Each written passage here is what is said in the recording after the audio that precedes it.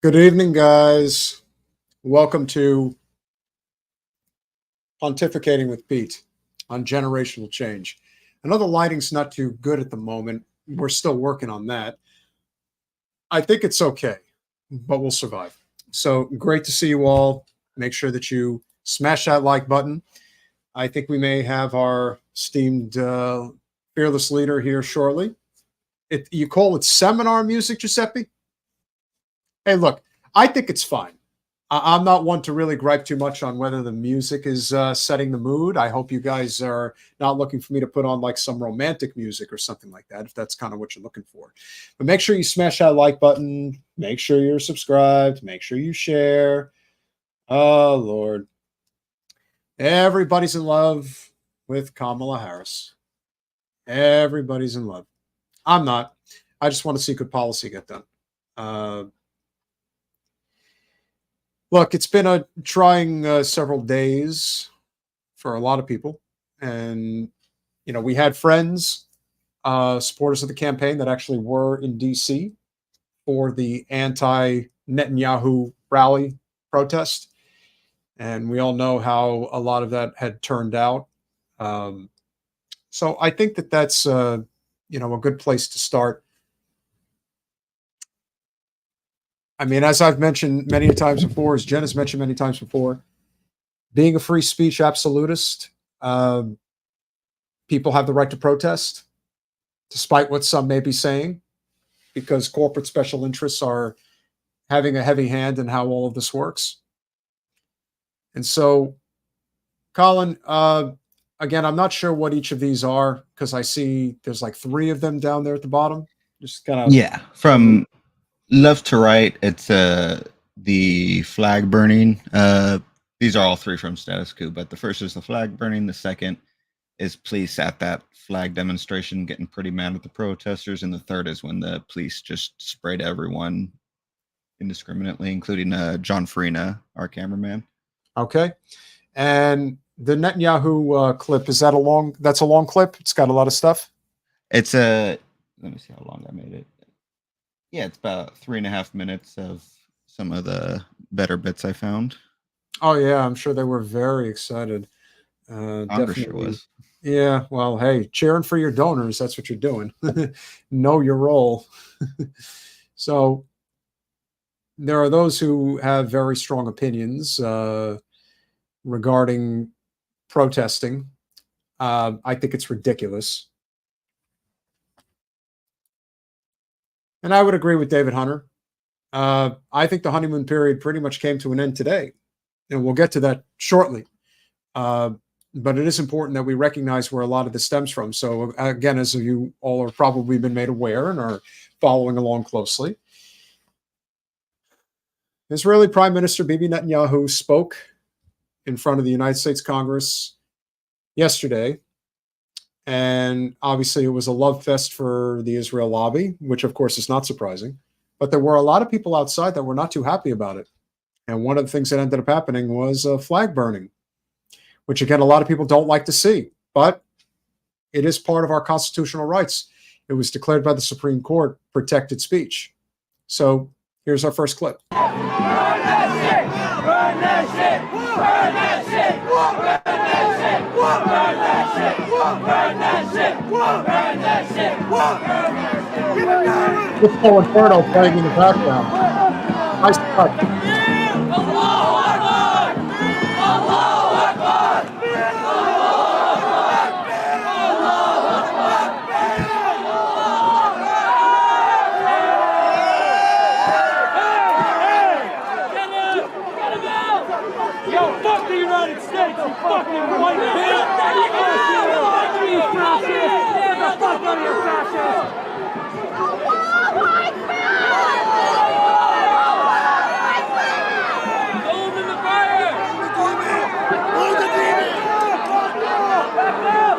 Now that I approve of. Yeah.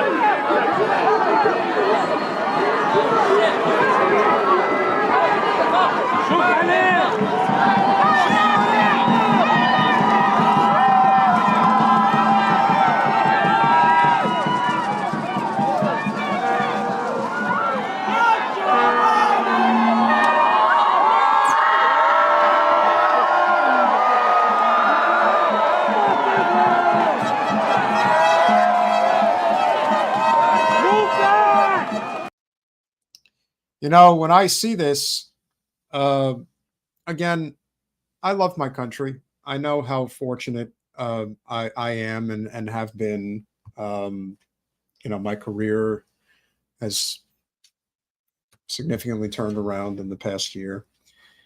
I also understand why people hate this country. It's not that they hate the United States. It's the hate and justified hate for the people that are in control of the United States. And having the ability to display your free speech rights is what this country's all about. And anyone complaining is just wrong. We do have our esteemed fearless leader, Jen Perlman. I think that this is perfectly acceptable. I know that there are people who think that this is not okay for whatever reason. But I think a lot of that just has to do with decorum purposes. I don't think people necessarily are protesting it because or against it for a reason other than they don't like the way this looks. There's a decorum factor that plays a big role in politics that I think has become a very big problem, and why the powers that be have been able to get away with so much shit for so long. But I think that this display is very much necessary right now. Yeah, well, I have no problem with flag burning. Never have. I don't have anything wrong with. I don't see anything wrong with this. It would be better if instead of this, it was him being actually arrested. But I have no problem with flag burning, and I actually think that one of the things that is a problem is how brainwashed we are and propagandized from such a young age. It starts with the Pledge of Allegiance. For people who don't know, I actually decided to stop saying it in the 3rd grade. I would get sent to the principal's office on a regular basis every once in a while if they would be annoyed that I wasn't saying it. I do not pledge. And Peter can tell you, he's been to enough events with me. I do not pledge. I don't put my hand over my heart. I don't pledge my allegiance, not to a flag, not to anything. So for me, I couldn't care less. But to a lot of people, we've spent many, many generations of nationalistic propagandized brainwashing to where people think that that actual flag stands for something bigger and has meaning. And it may be in theory, but our American empire is so far past that at this point that it really doesn't. It really doesn't. And at some point, when you look back on history, you realize, I don't think it ever did. I think it always stood for genocide, slavery, conquest, and empire. And so we are now in a time where people are not, they're not wanting that. And I don't blame them. I've never been a fan of what people call patriotism. To me is very much just nationalism with a different name. And so I am all for flag burning. Other than I don't know what that's made out of, and I don't know that we want those fumes in the air, but yeah. And I have no problem with burning symbolisms of anybody. I don't have a problem with any of this. So, well, it certainly caused a big controversy, a controversy that was big enough to spark commentary from the presumptive nominee of the Democratic Party. Well, she obviously doesn't. Which is interesting because I know she's an attorney, so I know she's familiar with the First Amendment.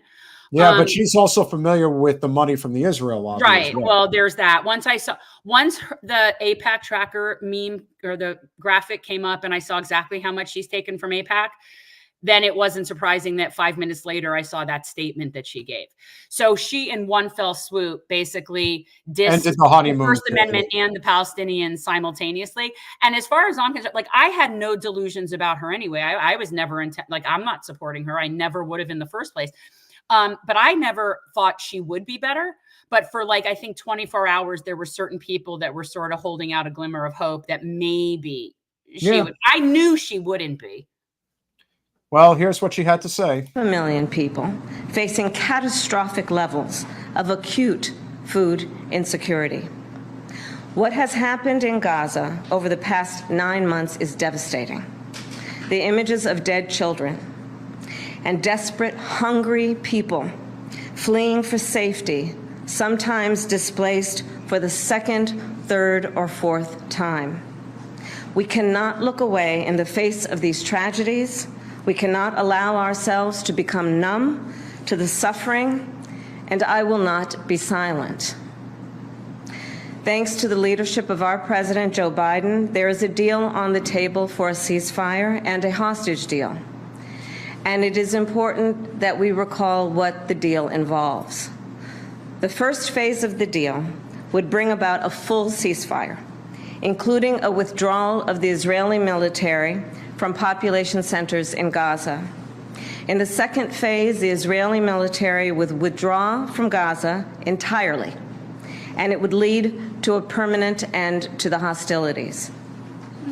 It is time for this war to end, and end in a way where Israel is secure, all the hostages are released, the suffering of Palestinians in Gaza ends.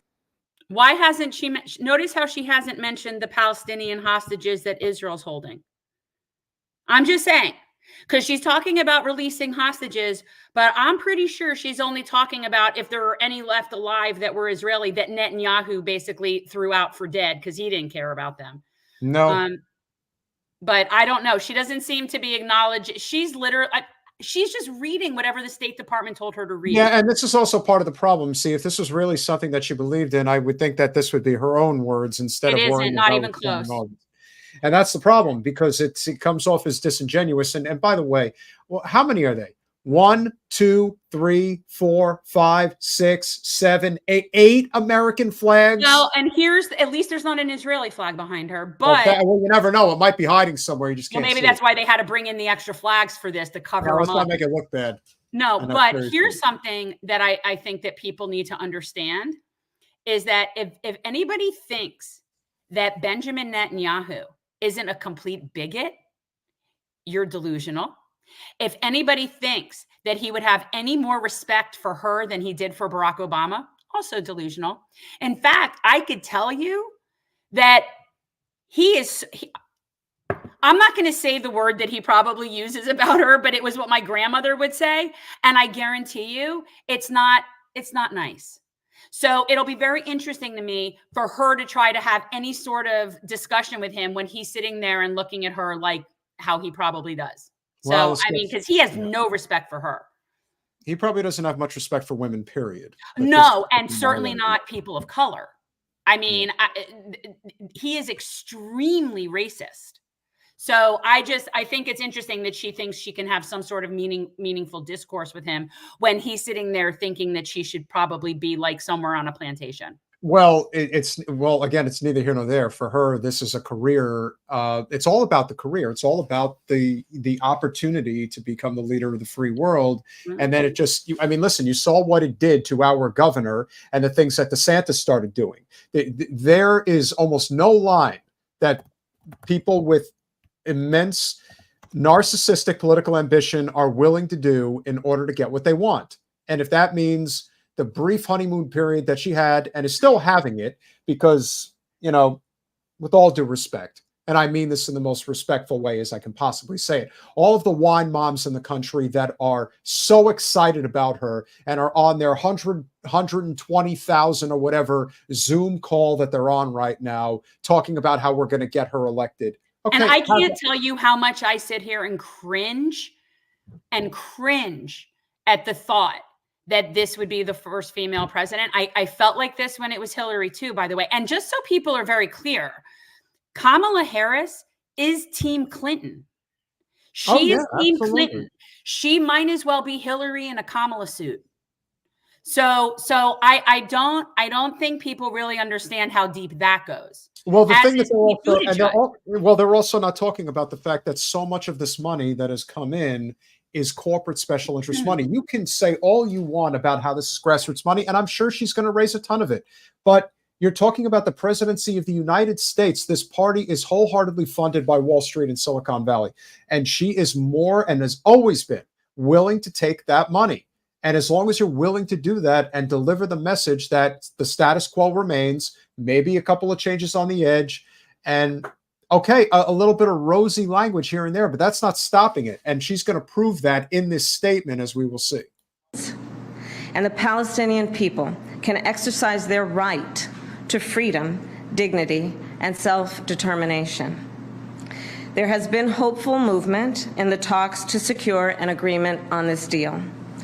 And as I just told Prime Minister Netanyahu, it is time to get this deal done. So to everyone who has been calling for a ceasefire, and to everyone who yearns for peace, I see you and I hear you. Let's get the deal done so we can get a ceasefire to end the war. Let's bring the hostages home, and let's provide much-needed relief to the Palestinian people. And ultimately, I remain committed to a path forward that can lead to a two-state solution. There it is. That's it. End of story. Bye-bye. I remain. Bye-bye. When you make that statement, what you're effectively saying is we are following the exact words that the Israel lobby is permitting us to use. Ironically, the Israel lobby full knowing that they never have any intention of allowing there to be a second state. Well, sure. And this also, well, I think that's an important point. Well, this is also the thing about being a congressional candidate that's important, especially one that may have an actual shot at winning. It's like the problem in the Democratic Party is that they do not want any dissent whatsoever. They don't want to hear it. They don't want even to know that it exists. As far as they're concerned, they would toss Rashida Tlaib out of the party right now if they could get away with it, but they know it wouldn't look good. So they're going to bide their time, but they're going to come for her again. There's no question. I find it completely ridiculous and infuriating that the Democratic people or any of these politico people are still yapping about a two-state solution when the cabinet of Israel, Netanyahu, all the people have said repeatedly that they will not have a Palestinian state. So how does she think we're having a two-state solution when Israel's saying we're not having a two-state solution? So that's how we know that that is just ridiculous. I just honestly, I honestly look forward to her losing gloriously. I do. Well, still way too early to tell. Solution. And I know right now it is hard to conceive of that prospect, but a two-state solution is the only path that ensures Israel remains a secure Jewish and democratic state, and one that ensures Palestinians can finally realize the freedom, security, and prosperity that they rightly deserve. And I will close with this then. It is important for the American people to remember the war in Gaza is not a binary issue. However, too often the conversation is binary, when the reality is anything but. Seriously. So I ask my fellow Americans to help encourage efforts to acknowledge the complexity, the nuance, and the history of the region. Let us all condemn terrorism and violence. Let us all do what we can to prevent the suffering of innocent civilians, and let us condemn anti-Semitism, Islamophobia, and hate of any kind. And let us work to unite our country. I thank you. Madam Vice President, after your meeting, are you convinced? See, here's where it'll be interesting because, and this is what amazes me about the fact that she was a litigator. She cannot read off, she can't go off script. For someone who should be good talking, from the hip, being really good at doing that, she clearly isn't. So I don't know how that'll work, but she's just reading scripts. And if anybody mentions a two-state solution, I then will not take them seriously. You are no longer a serious person, and you are not someone that I can discuss this with. That's how stupid that sounds to me. Well, the hype campaign and the propaganda and everything is going to be dialed up to a 25 because they're going to all be losing their minds.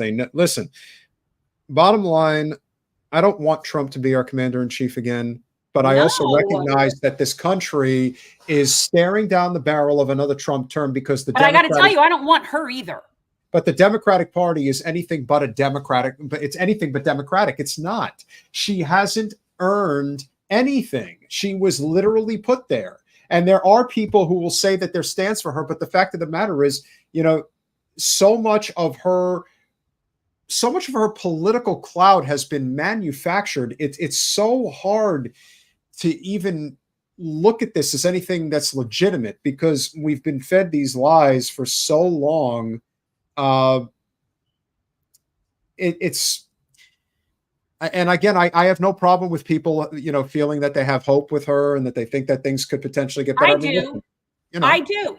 yeah, I agree I with get it. Steve. I'm with Steve on this. I don't see that. I don't understand. If you're willing to discount someone's entire personal and professional history and pretend it doesn't exist, I'm not okay with that. No, and again, I understand that there are a lot of women in particular out there, and yes, this is going to be a closer race than people think, because I do think that abortion obviously is going to play a role. They'll have the gun. Again, it's going to be a wedge issue down the middle. That's what they do. They focus on abortion and gun stuff. Yeah. Well, again, that's what gets a lot of people in privileged positions riled up, because for them, those are issues that they can care about that aren't directly affecting them. They're not worried about where their next meal is going to come from, how much their paycheck is going to have in it for them to survive. David Hunter, let me tell you something. I say this all the time. A person might be smart, but people are so stupid. So stupid. Sure. It's really unbelievable. This is like a person might be smart, but seriously, you take a whole bunch of them and put them together, and all of a sudden it's like a moron Olympics. Well, if you thought that was bad, this is going to get so much worse. Obviously, I had to have Jen come on. You're not making me watch that piece of crap. And you're going to have to. I can't. I can't. I think most people, again, it's still pretty new. Yeah, it's new, but I also think a lot of people are just really concerned right now, and they're, they don't know what's happening. I just try to tell them, you can bring some real change here locally.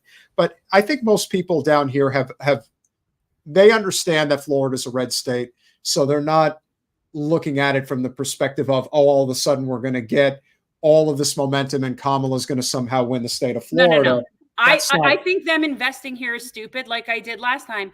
If you're going to invest in anything in the state of Florida, you invest in certain down ballot races, and you invest in making sure Amendment 4 gets over the finish line. That's what you can actually do. Well, that is important. I want to say something to Base Chad Thunderjock. Imagine thinking we need political leaders. Let me tell you guys, and I've known this for a long time, many, many people, if not most people, need upper management. Yeah, they do. Now, they need upper management either politically, religiously, whatever it is. People need upper management. Most people I know need something like that. It's unfortunate. I wish that weren't the case, because you end up getting so many like nefarious people and false prophets and snake oil salesmen like Donald Trump. But unfortunately, most people need some sort of upper management. I've noticed this since I was a kid. It's unfortunate. And yet people are they're very ovine.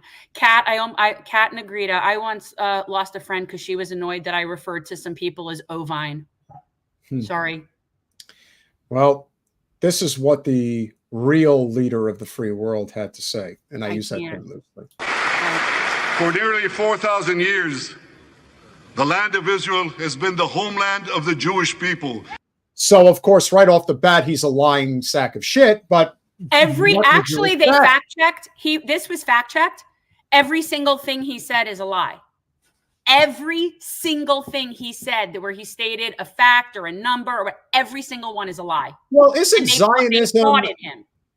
Zionism just a lie in itself? Well, yes, but this particular moment in history, these people standing and applauding, like specifically our genocidal congresswoman, this will go down in history and be their legacy. And it will look no different than those pictures we see of people shaking hands with Hitler and all of that stuff. Like, that is what this will look like. And that's why I'm glad that it actually is. I'm glad that you have people like Moskowitz and Debbie Wasserman Schultz all on camera cheering for this, because that will be their legacy and they're making sure of it. And I want they're going all the way. They will go right down with this. And yay. And I'm just glad we're having documentation of it.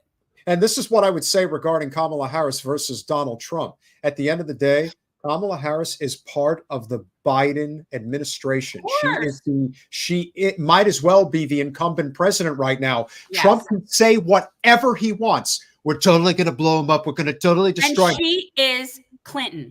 She's in control, but she's in control. There's actually something that can be done. He's not in control. He can't do anything. So it's actually the challenger's advantage to not be in power right now. And they're But she's blowing it because she's a tool.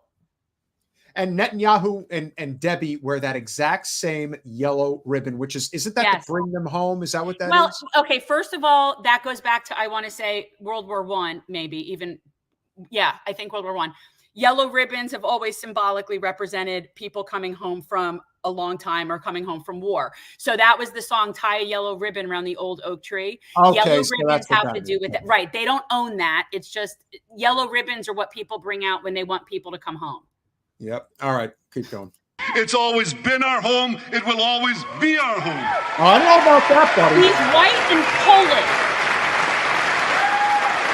He's from...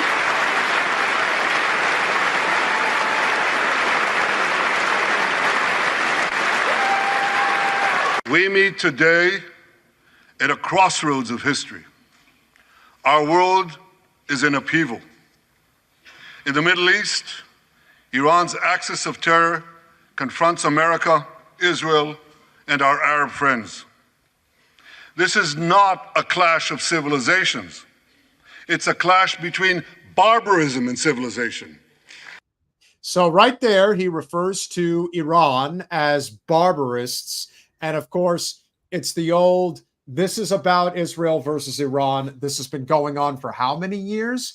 And notice how it's good. Let him keep baiting Iran. People do not understand that Israel is only really in the condition it's in because of the good graces of Iran and Hezbollah in Lebanon. Because as soon as they're done with this nonsense and they decide to say, just, you know what, screw it. Please, people, be aware that they could level Haifa. I don't think people understand, like, Israel has never had to really endure urban warfare and destruction of infrastructure. It's always happened in other places. And now you've got two people in particular, two countries in particular, that absolutely have the range to reach Israel's infrastructure. So, again, they keep poking at Iran. He wants to keep poking at Iran. You wait till they level Haifa. And then they'll be like, oh my God, look what they did to us.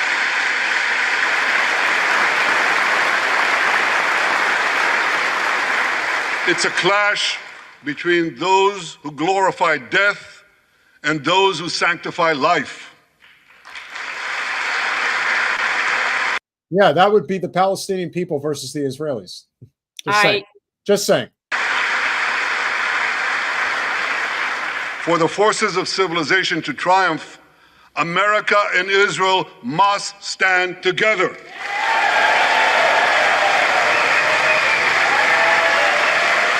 Because when we stand together, something very simple happens.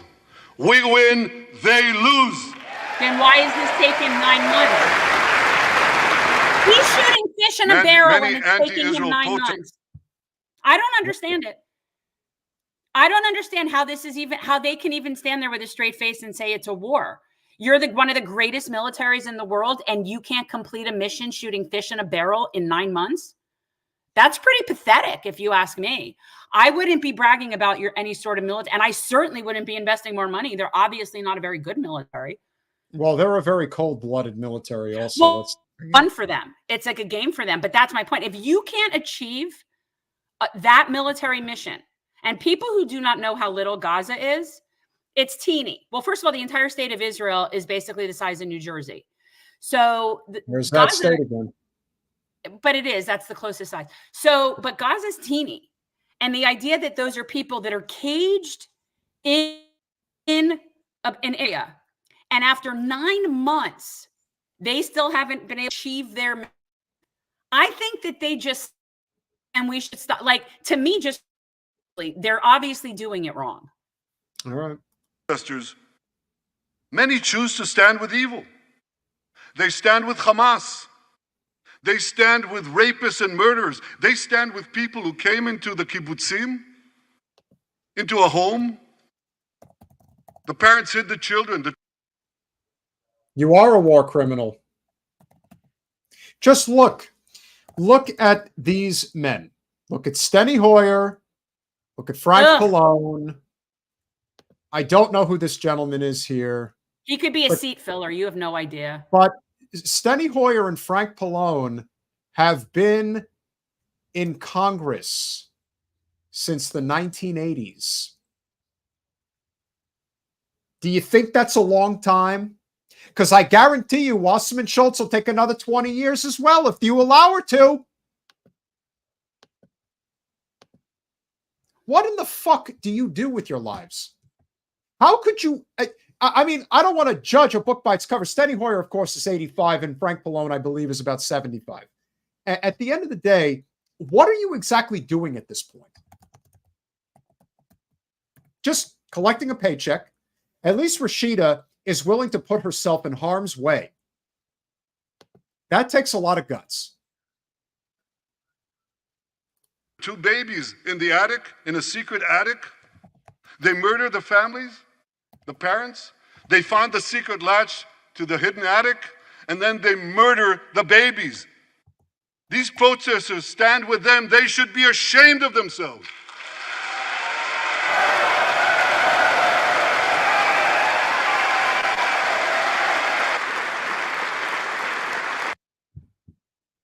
Like a bunch of shit. And Cory Booker, there he goes. Chris Coons, Marcy Kupter. They're all, again, it's like you're seeing that this system is broken. That the people that are supposed to be representing us do not represent us, not even a little bit. It just so happens that when it comes to the issue of Israel-Palestine, that it is so transparently corrupt that even a blind person can see it. The only person in that entire chamber that is actually representing the will of the majority of American people is Rashida Tlaib. She's the only person in that entire room that's position is on that of the majority of the American people, both parties.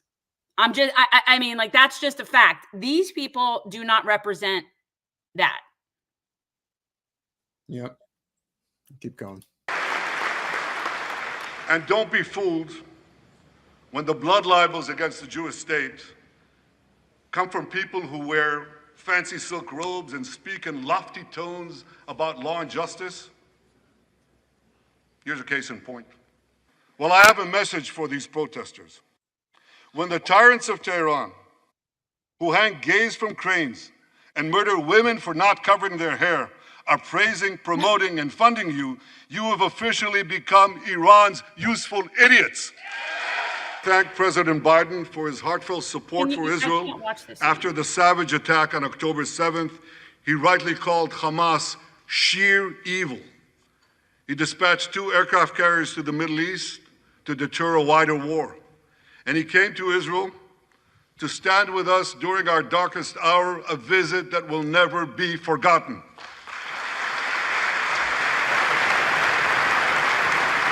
President Biden and I have known each other for over 40 years. I want to thank him for half a century of friendship to Israel and for being, as he says, a proud Zionist. Actually, he says a proud Irish-American Zionist. I'm just so disgusted. I can't watch, it's just so disgusting. The fact that our representatives, that our people in the people's house, like, this is so infuriating to me, are standing there and allowing, and forget the fact that he's a war criminal. That's just extra disgusting. But that they would allow any foreign leader or foreign dignitary to come into the people's house and talk shit about us, and our employees are standing there clapping. Who are the useful idiots? I mean, they're standing there clapping about somebody that is totally trashing their people that they work for. And they're, again, I only see those useful idiots in that room, and lots of them. When I see him speak, I just think to myself, there is well-documented evidence that he has been funding Hamas for years. Oh, yeah. And so when he goes up there and makes these statements, it's just so obvious that but they elected them. But the people in Gaza elected them in 2005. Forget the fact that the majority of people in Gaza weren't born in 2005. No. So it is rather disgusting to see it. But again, is it really that surprising? I don't think so. Well, and here's the thing. Is it really that? I mean, I think it's disgusting, but I also think most of the people there are disgusting. So Colin, the idea that someone disgusting would come and talk to other disgusting war criminals actually makes perfect sense to me.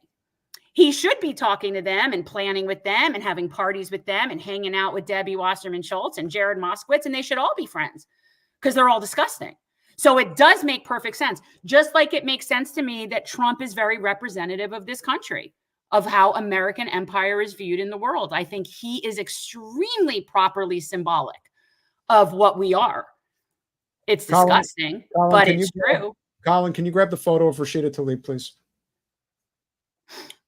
When I think about what a real leader looks like, it takes courage to do what Rashida Tlaib did the other day. Grace and courage, because there is no way I would have been able to hold it together and sitting there like that. No way. I would have ended up having to be escorted out of there for like starting with somebody. There is no way I could have kept it together with that man sitting there spewing lies and these morons clapping for him. And she held it together. I don't know that I wouldn't have. Who is that? What's that? Nadler? I'm pretty sure if I were sitting next to her, I'm not sure that I wouldn't have grabbed Nadler's tie and grabbed him in a headlock. Well, I don't know. Nadler always seems like he's holding a book or something with him every time. He's like a college professor. Well, maybe because he needs a would-be. It's kind of like you and Kush. But what I know is that this woman here, Rashida Tlaib, has a level of composure and grace that I don't have. So it's funny because she's always been somebody that I've thought of as, you know, being kind of raw, which I like, by the way, too. This is not a criticism. And she's said things in the past that were very like, you know, kind of and badassery. And again, this is extremely badassery. I'm just so impressed by her composure because there's no, I don't know. The people would stand up and clap and I think I would just lose it. I mean, we've met plenty of people that are in the Muslim community. We've met plenty of Palestinians, including one this evening who was very gracious and gave you a nice gift. Okay. First of all, how awesome is it? So the Palestinian gentleman, he owns an olive oil company, and it's the olive oil from the trees in Palestine. So he's Palestinian, and it's a family business. And Palestine doesn't exist. I thought that's just a made-up word. Yeah, it's a made-up word. They just happen to have fictional olive trees. Well, the fictional olive trees actually produce real olive oil. So, yes, I got a nice, like craft. It's like what do you call it? It's not like it's craft beer, craft olive oil, I guess. Yeah. Craft olive oil. Yeah, it's very cool. And these people, I want to punch them. These people make me feel violent. Because to me, they're being violent. This is violence. This is violence. They're cheering for a genocide. That's violence. And so I feel like that makes me feel violent. Well, she did have a few people that supported her. Not many. A handful of true working class left. You had Sarah Jacobs. You had Summer Lee. Obviously, he's still there. So Jamal Bowman. I'd like to think AOC, even though she clearly is, yes, politically ambitious and wouldn't necessarily be there if it affected her career path in any way, but I digress on that one. You have Thomas Massey, probably the only member of the GOP. You know, so there are people that are there that, you know, are there with Rashida, but at the same time, it's such a minority compared to what we're faced with.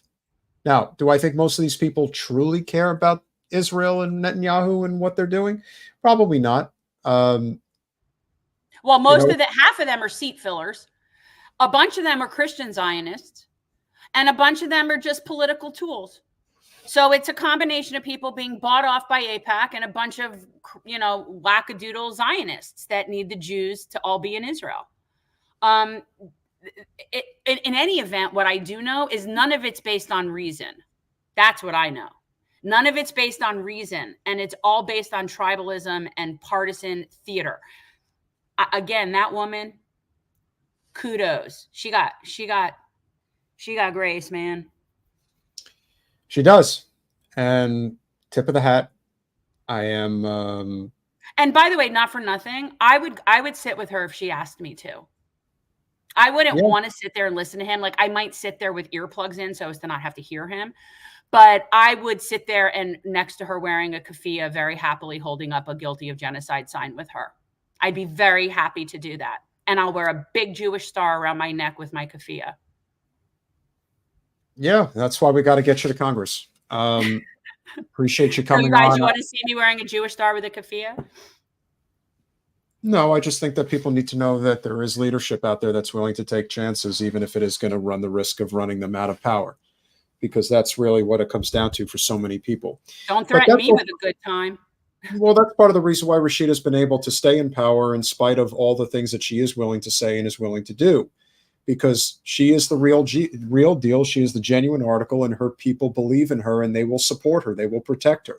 And I believe if you are fortunate enough to get to Congress, you will have a contingent of people that are in the district that believe in you and support you and will want you to be that leader that needs to say what needs to be said, even though there will be constant threats, constant talk of, we're going to do everything we can to ruin you and all that. But you know what? When you have saying that to me, I'm just saying that it could happen. I'm not saying. Yeah, I don't care.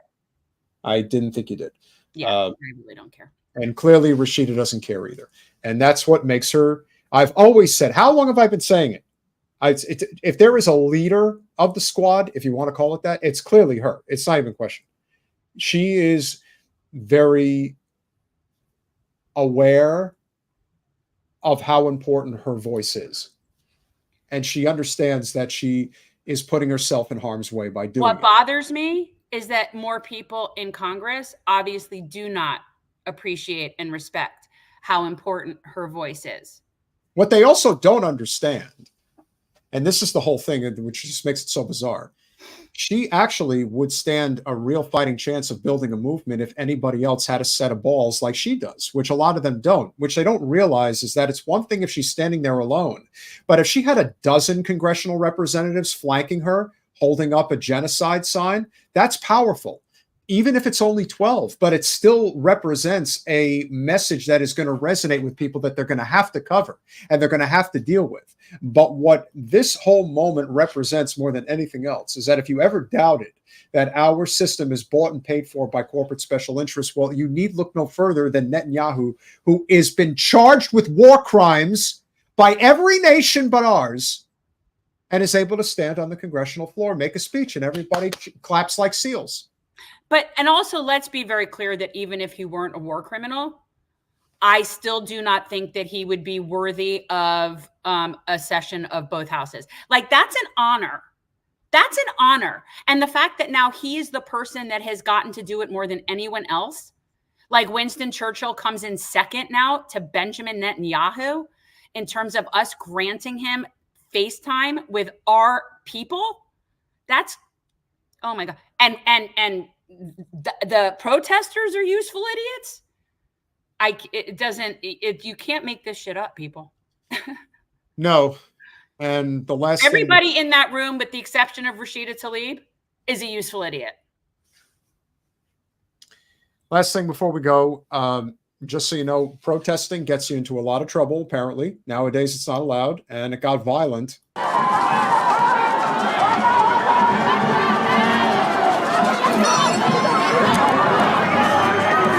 They tore down the flag and hung up the flag.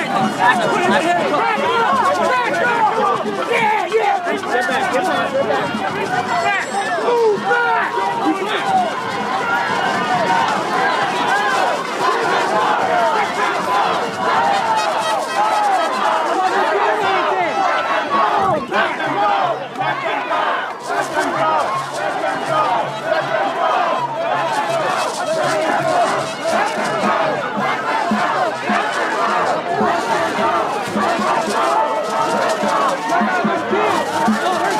That's a train station.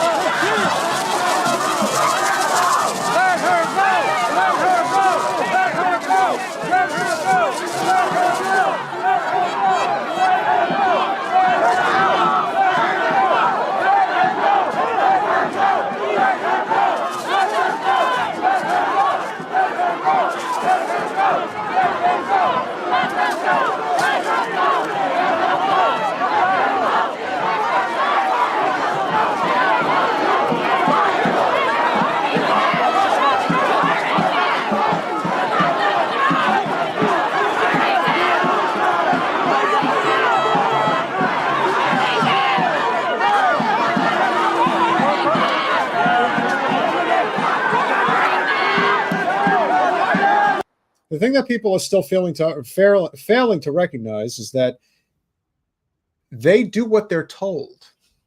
This is not a case of they have some type of moral epiphany of the circumstance. They do not do anything other than what their directive is. If the directive is to keep the peace, bash in a few heads, then that's what they're going to do. That's it. It's that simple. One more quick one.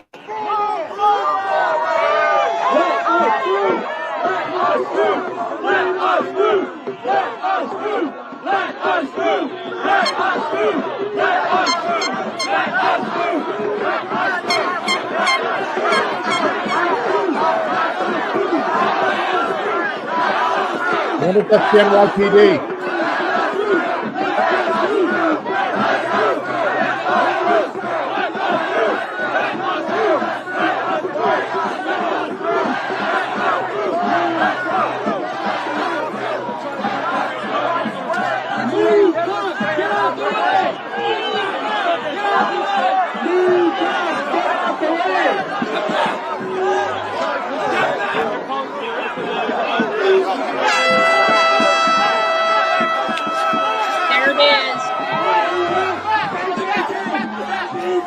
That's great. Pepper spray. Look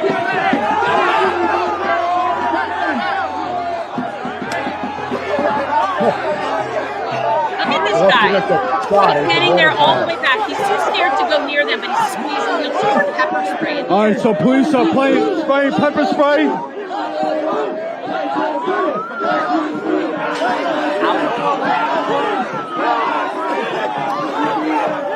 Look at this. Look at this.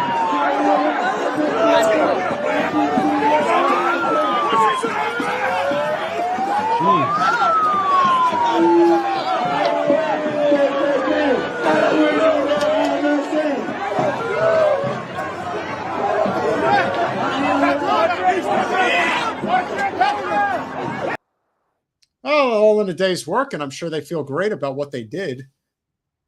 Look, this is not going away. This is only going to get worse. And if they think that they're going to be able, especially the wine moms, if they think they're going to be able to hide behind Kamala as this is going on, you're dead wrong. It's not going to happen. And you could say all you want. I mean, again, this is just, and everyone thinks that this is like a single issue. It's not a single issue here. What we're dealing with is a serious problem. They had the gas masks. They had the pepper spray. They knew exactly what was coming.